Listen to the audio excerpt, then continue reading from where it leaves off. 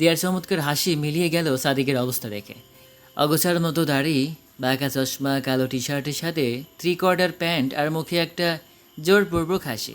দিয়া কিছুটা বিস্ময় নিয়ে তাকিয়ে রইল। সাদিক বলল, হাই, ভেতরে আসো। বলে সাদিক ভেতরে চলে গেল। যেতে যেতে বলল, দরজাটা লাগিয়ে দিও। দিয়ে ভেতরে ঢুকে দরজা আটকালো। সাদিককে অনুসরণ করে সাদিকের রুমে গেল। মাত্র 1 সপ্তাহের ব্যবধানে যেন সব কিছুর আমূল পরিবর্তন হয়েছে। সাদিকের রুম সচরাচর খুব গোছানো থাকে, কিন্তু আজকে রুমের সাথে সে নিজেও খুব অগোছালো। বিছানার চাদর উল্টো পাল্টা, ভাঁজ পড়ে আছে। চারিদিকে বই খাতা ছড়ানো ছিটানো, সাথে কিসের যেন বৈদ্যুতিক যন্ত্রপাতি, স্কচ টেপ, শক ড্রাইভার, আরও নাম না জানা অনেক কিছু ওতপ্রোতভাবে পড়ে আছে। সাদিক ল্যাপটপে মনোযোগের সাথে কী একটা দেখছে। দিয়া প্রথমেই বলল, বাবা, মনে হচ্ছে আমি কারো বাসায় না, পার্সোনাল ল্যাবে ঢুকে পড়েছি। আপনি কি করছেন বলেন তো? সাদিক দিয়ার দিকে তাকালো, ভ্রু কুচকে বলল। দিয়ে বিছানায় বসতে বসতে বলল, অনেকদিন পর দেখা হলো তো, তুমি করে বলতে একটু সময় লাগবে। অনেকদিন পর কোথায়? মাত্র তো শনি রবি সোম 7 দিন। 7 দিন ধরে দেখা হয়নি আমাদের। আপনি তো খুব ব্যস্ত মিস্টার ইঞ্জিনিয়ার, তাই আপনার 7 দিনকেও মাত্র মনে হয়, কিন্তু আমি বেচারিকে দেখেন, 7 দিনটাকেও আমার 1 মাসের মতো লাগছে। তার উপর আপনার যা বেহাল দশা। আচ্ছা, শেভটাও কি করো না তুমি? এমন জঙ্গল জঙ্গল অবস্থা কেন চেহারার? সাদিক নিজের গালে হাত রাখলো, মৃদু হেসে ল্যাপটপের বাটন টিপতে টিপতে বলল। তুমি তো শেভ করতে নিষেধ করেছিলে। দিয়া কপালে হাত রাখলো। হায় রে, আমার একান্ত ব্যক্তিগত বয়ফ্রেন্ড রে। দাড়ি শেভ করতে নিষেধ করেছি, কিন্তু ছাঁটাই করতে তো নিষেধ করিনি। এভাবে তোমাকে পুরো জঙ্গি জঙ্গি লাগছে, সেটা কি তুমি জানো? সাদিক অপকটে বলল। না, আয়না দেখার সময় হয়নি। দিয়া দাঁত কিরমিরিয়ে বলল, আমাকে দেখার সময়টাও হচ্ছে না তোমার? আমি যে চশমা পরে এসেছি সেটা খেয়াল করেছো? এই দেখো, এই ড্রেসটা তুমি ফার্স্ট বার্থডেতে গিফট করেছিলে, ডার্ক পার্পল। এটাও নিশ্চয়ই খেয়াল করনি। আর কপালে। আমি সব খেয়াল করেছি। তুমি চশমা কেন পরেছো? মিথ্যুক। আমি বলেছি পরে খেয়াল করেছো, আগে করনি। না হলে আরো আগেই এই প্রশ্নটা করতে। কারণ ছাড়া চশমা পরে থাকা ঠিক না দিয়া, খুলে ফেলাও।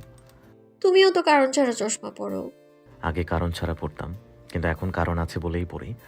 আমার চশমার পাওয়ার -0.6। চোখ দুটো সারাদিন ল্যাপটপ গুতিয়ে খেয়েছো, নিজের দোষে।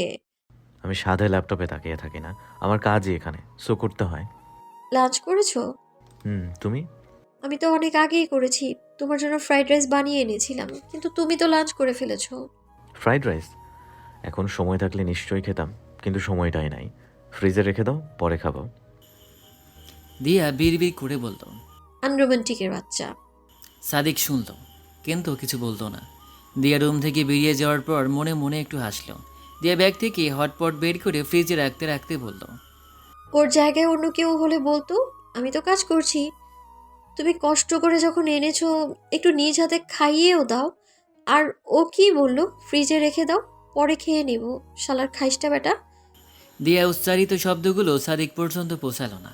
দেখানে দেখতে দেখতে অনেকটা সময় কেটে গেল। মাগরিবের আজান দিচ্ছে। দিয়া এতক্ষণ টিভি দেখছিল। আজানের প্রতিধ্বনি শুনে টিভিটা অফ করে সাদিকের রুমে গেল।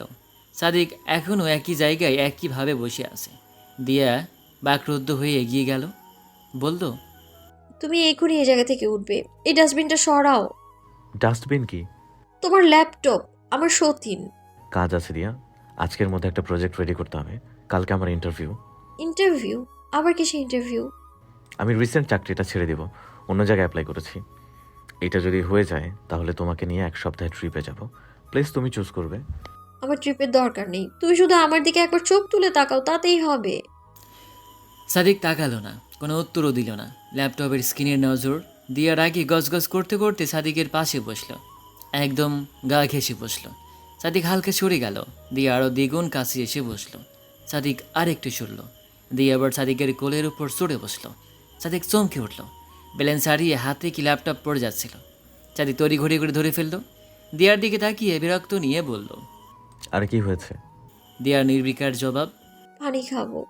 তো খাও না, ফিল্টার ওইদিকে। তুমি এনে দিলে খাবো, নইলে খাবো না। সাদিক দীর্ঘশ্বাস ছাড়ল। উঠো তাহলে। দিয়া দুষ্টু হেসে বিছানায় বসলো। সাদিক পানি এনে দিল। দিয়া সম্পূর্ণ পানি শেষ করে গ্লাসটা সাদিকের দিকে এগিয়ে দিল। সাদিক নিতে এলে দিয়া হাত ঘুটিয়ে নিল। আমার সামনে বসো তো। সাদিক উপায়ন্তর না দেখে বসলো। দিয়ে সাদিকের মাথায় চুলগুলো হাত দিয়ে গুছিয়ে দিল। চশমাটা খুলে নিজের ওড়না দিয়ে মুছে আবার সাদিকের চোখে পরিয়ে দিল। অতঃপর খালি গ্লাসটা সাদিকের হাতে দিয়ে বলল। যাও রেখে আসো। সাদিক খালি গ্লাসটা হাতে নিল, সাথে দিয়ার চোখের চশমাটাও খুলে দিল, আর কপালে কালো টিপটাও নিল। গ্লাস আর চশমা টেবিলের উপর রেখে কালো টিপটা ড্রেসিং টেবিলের আয়নায় লাগিয়ে রাখল। পুনরায় ল্যাপটপ হাতে নিতে নিতে বলল। তোমাকে না বলেছি কখনো টিপ পড়বে না? মনে আছে, আর সেজন্যই আমি আরও ইচ্ছে করে পড়েছি। তুমি যখন আমার কপাল থেকে টিপ খুলে আয়নাতে সাজিয়ে রাখো, আমার সেই মুহূর্তটা খুব ভালো লাগে। কিন্তু আজকে তুমি আমাকে ঠিক মতো দেখোইনি, আমার কপালের টিপও দেখোনি, তাই তো কাজটা এত দেরিতে করলে। আমি প্রথমে সব দেখেছি রিয়া, কাজটা আরও আগেই করতাম, কিন্তু সুযোগ হচ্ছিল না। এখন সুযোগ হয়েছে তাই করেছি। হুম, বুঝলাম। মিথ্যুক। সাদিক হাসলো, কিচ্ছু বলল না। দিয়ে বিছানা থেকে উঠে দাঁড়ালো। দেয়ালে ঝুলন্ত সোনালি ফ্রেমের ছবিটা খুলে সেটাকে ইনিয়ে বিনিয়ে দেখতে লাগলো। তারপর ভুরুকুচকে সাদিককে বলল। এটা কার ছবি? আমার দাদু। দিয়া যেন খানিক অবাক হলো, বিস্ময়ের শব্দ করে বলল। তোমার দাদু এত লম্বা ছিলেন, অন্য ছবিগুলোতেও এত বোঝা যায় না। উনিও আর্মি অফিসার ছিলেন বুঝি? হুম। তুমি কেন হলে না? তোমাকেও তো দেখতে পুরো তোমার দাদার মতো। আমিও আর্মিতে জব নিলে ভালো হতো, তাই না? খুব ভালো হতো। অন্তত সারাদিন আমাকে সামনে বসিয়ে রেখে ল্যাপটপের দিকে তাকিয়ে থাকতে না। হুম, হলে বুঝতে কি প্যারা। আচ্ছা, আমাকে কি একটু সময় দেওয়া যায় না? কতদিন পর দেখা হলো আমাদের, আর তুমি সেই এক কাজ নিয়ে পড়ে আছো। সব তো তোমাকে পুরোপুরি সময় দেওয়ার জন্যই করছি। ভালো একটা চাকরি না হলে তোমার বাবার সামনে গিয়ে দাঁড়াবো কি নিয়ে? তোমাকে চাইবো কোন মুখে? তুমি যে চাকরিটা করছো, এখন করছো, সেটাও যথেষ্ট ভালো। আর চাকরির দরকার নেই। তোমার বাবার পরিচয় শুনলেই আমার মা বাবা অর্ধেক পটে যাবে। আমি বাবার পরিচয় দিয়ে শ্বশুরকে কনভিন্স করতে চাই না, আমার নিজের যোগ্যতায় চাই। আসছে আমার সেলফ রেসপেক্ট বলা। সেলফ রেসপেক্টের থেকেও আমার বউয়ের রেসপেক্ট আমার কাছে অধিক মূল্যবান। কেউ যখন তোমাকে জিজ্ঞেস করবে তোমার হাজব্যান্ড কি করে, তখন যেন তুমি শির উঁচু করে সবাইকে বলতে পারো, আমার হাজব্যান্ড অমুক জায়গায় অমুক জব করে। দিয়ার মুখ হালকা লাল হলো। সাদিকের কণ্ঠে আমার বউ কথাটা শুনলে অদ্ভুত একটা শান্তি লাগে তার। সাদিক রোমান্টিক কথাবার্তা খুব কম বলে। অন্যান্য প্রেমিকদের মতো হয়তো প্রেয়সীকে প্রেমের কবিতা শোনায় না, 3 বেলা আই লাভ ইউ বলে না, কথায় কথায় আহ্লাদি শব্দ ব্যবহার করে না। তবে মাঝে মাঝে খুব আবেগ মেশানো একটা কথা বলে, ভালোবাসি। তার উচ্চারিত এই একটাই শব্দই দিয়ার স্তব্ধ মনে উতাল সমুদ্রের ঢেউ তুলে জোয়ার এনে দেওয়ার মতো যথেষ্ট। হাজার হাজার প্রেমময় শব্দের থেকেও সাদিকের বলা এই একটা শব্দ দেয়ার কাছে অতি মোহেমান্বিত, অমৃতের চেয়েও পরিতৃপ্তিকর। দিয়া বড় 2 কাপে চা ঢাললো। চা সে নিজে বানায়নি, সাদিক বানিয়ে ফ্লাস্কে রেখেছিল। সেটাই এখন দিয়া নিয়ে যাচ্ছে। সাদিক বলছিল ফিউচার ওয়াইফকে নিজ হাতে চা বানিয়ে খাওয়াবে, তাই দিয়ার চা বানানোটা শেখা হয়নি। আর সাদিকও দিয়াকে চা বানানো শেখাতে নারাজ, নিজ হাতে চা বানিয়ে খাওয়াবে বলে। দিয়া চায়ের কাপ সাদিকের হাতে দিল। সাদিক কাজ করতে করতে চা নিল। দিয়া চেয়ার টেনে সাদিকের সামনে বসতেই সাদিক প্রশ্ন করল। তুমি বাসায় কখন যাবে? দিয়া মুখ অন্ধকার করে বলল। ভাগিয়ে দিতে চাও? তা চাইবো কেন, ইচ্ছে তো করে তোমাকে আমার সাথে বেঁধে রাখতে। দিয়া লজ্জার হাসি দিয়ে বলল। মিথ্যুক, তোমার সব কথা শুধু মুখে মুখেই। সত্যি? সেজন্যই তো বারবার জিজ্ঞেস করছো আমি বাসায় কখন যাব। আমি চলে গেলেই যেন তুমি বেঁচে যাও। আহা, রাত হয়ে যাচ্ছে তো, পরে একা যেতে প্রবলেম হবে না, সেজন্য বলছি। প্রবলেম হবে কেন? তুমি আমায় ড্রপ করে দিয়ে আসবে। সেটাই করতে হবে। দিয়া হেসে বলল। দরকার নেই, আমি আজকে যাচ্ছি না, রাতে এখানেই থাকবো। দিয়ার কথা শুনে সাদিকের গলায় চা আটকে গেল। কোনো মতে ঢোক গিলে জিজ্ঞেস করল। এখানে থাকবে মানে? থাকলে কি হয়েছে, আগে তো সারাদিন এখানেই পড়ে থাকতাম। আজকে এতদিন পর এসেছি, তবুও তুমি এমন করছো। আগে সারা দিন থাকতে, সারা রাত নয়। দিন আর রাত কি এক হলো? পাগল। পাগল না, পাগলি। কোনো থাকাথাকি নেই, বাসায় যাবে তুমি। আমি জীবনেও বাসায় যাব না। তুমি যদি আমাকে তাড়িয়ে দাও, আমি যেখানে খুশি সেখানে যাব, প্রয়োজনে হারিয়ে যাব, তবুও বাসায় যাব না। মানুষ কি ভাববে দিয়া, বাবাও বাসায় নাই। সেই জন্যই তো থাকবো। আঙ্কেল বাসায় থাকলে কি আমি থাকতে চাইতাম নাকি? আর মানুষের ভাবাভাবি দিয়ে আমার কি? তোমার রুমমেটরা কি মনে করবে যদি তোমার বাসায় ফোন করে বলে দেয়, যদি আন্টিকে ফোন করে? সেটা সমস্যা নেই। আমি মালিহাকে বলে এসেছি ফুপির বাসায় যাচ্ছি। মহাখালীতে আমার ছোট ফুপি থাকে না, প্রায় বৃহস্পতিবার রাতে ওখানে চলে যাই, শুক্রবার সারাদিন থেকে ফেরত আসি। মালিহা সেটা জানে, কাল তো ভার্সিটি বন্ধ, সো ওরা এটাই বুঝে নিবে। আল্লাহ তোমাকে সুবুদ্ধি দিক আর আমাকে ধৈর্য। তোমার ধৈর্য যথেষ্ট, পুরো ধৈর্যের পাহাড় আছে তোমার, কিন্তু আমার সুবুদ্ধি কতটুকু আছে জানি না। সাদিক হেসে দিল। 0%। দরকার নেই আমার সুবুদ্ধির, তোমার আছে তো তাতেই হবে। ডিনারে কি খাচ্ছি সেটা বলো। তুমি না ফ্রাইড রাইস এনেছিলে? ও হ্যাঁ, আমি তো ভুলেই গিয়েছিলাম, ফ্রিজ থেকে নামিয়ে গরম করতে হবে। তোমার কাজ কখন শেষ হবে? আমি নিজেও জানি না। সকাল 8টা ইন্টারভিউ, এর মধ্যে যতটুকু কভার করতে পারি, বাকিটা আল্লাহ ভরসা। হায় রে, আমি আরো ভাবলাম তোমার কাজ শেষ হলে আমরা একসাথে ডার্ক সিরিজ দেখবো। আমি নিজেই ডার্ক সিরিজ, আমাকে দেখো। মন খারাপ লাগছে, আর কথাই বলো না তুমি। আমি ডিনার রেডি করছি, আপনার খাওয়ার সময় যদি হয় তাহলে এসে আমাকে ধন্য করবেন খেয়ে, কেমন? একদম বউয়ের মতো কথা। ইসরে, ডিনার শেষ করে সাদিক আবার বসলো ল্যাপটপ নিয়ে। দিয়ার আর সহ্য হলো না। 100 ডিগ্রি রাগ নিয়ে আচমকা সাদিকের কোলে মাথা রেখে শুয়ে পড়ল। সাদিক অবাক হয়ে বলল, এটা কি করছো দিয়া? চুপ, কোনো কথা না, আমি এখন ঘুমোবো। এখানে কিভাবে ঘুমাবে? বাবার রুমে যাও। আমি এইখানেই ঘুমোবো আর এইভাবেই ঘুমোবো। বেশি কথা বলে বাসা থেকে বের হয়ে চলে যাব, আর কোথায় যাব আমি নিজেও জানি না। জেদ করো না, আমার অনেক কাজ, প্লিজ একটু বুঝো। এত কাজ করে কি হবে? তুমিও আমাকে একটু বোঝো না। আচ্ছা, যেভাবে খুশি ঘুমাও, কিন্তু ডিস্টার্ব করবে না। আমি ডিস্টার্ব করি? খুব। দিয়ার মনে মনে একটু অভিমান হলো, কিন্তু সেটা বলতো না। চোখ বন্ধ করে শুয়ে রইল। বেশ কিছু সময় কেটে যাওয়ার পর সাদিক বুঝল দিয়া ঘুমিয়ে গেছে। তাই সে ল্যাপটপটা কোল থেকে নামিয়ে দিয়াকে কোলে নিল। বাবার বিছানায় দিয়াকে সযত্নে শুয়ে দিয়ে নিষ্পাপ মুখটা দেখতে লাগলো। মনে হচ্ছে যেন পুতুল ঘুমিয়ে আছে। সাদিক দিয়ার কপালে আলতো করে একটা চুমু দিল। দিয়াকে খুব আদুরি লাগছে। সাদেক দিয়ার ডান হাতটা কোমলভাবে ধরে কবজির উল্টো পিঠের মাঝ বরাবর গভীর একটা চুম্বন করল। তারপর রুম থেকে বেরিয়ে গেল। অদ্ভুত একটা শান্তিময় অনুভূতি হচ্ছে সাদিকের। দিয়ার প্রতি যে মায়াটা সে ফিল করে, সেটা অন্য কারোর প্রতি কখনো হয়নি, অথয়ের প্রতিও না। অথয়ের সাথে যখন তার সম্পর্ক ছিল, সে শুধু একটা জিনিসই চাইত, অথয়কে। কিন্তু দিয়ার সাথে সম্পর্কের পর সে দুইটা জিনিস চায়, দিয়াকে আর দিয়ার ভালোকে।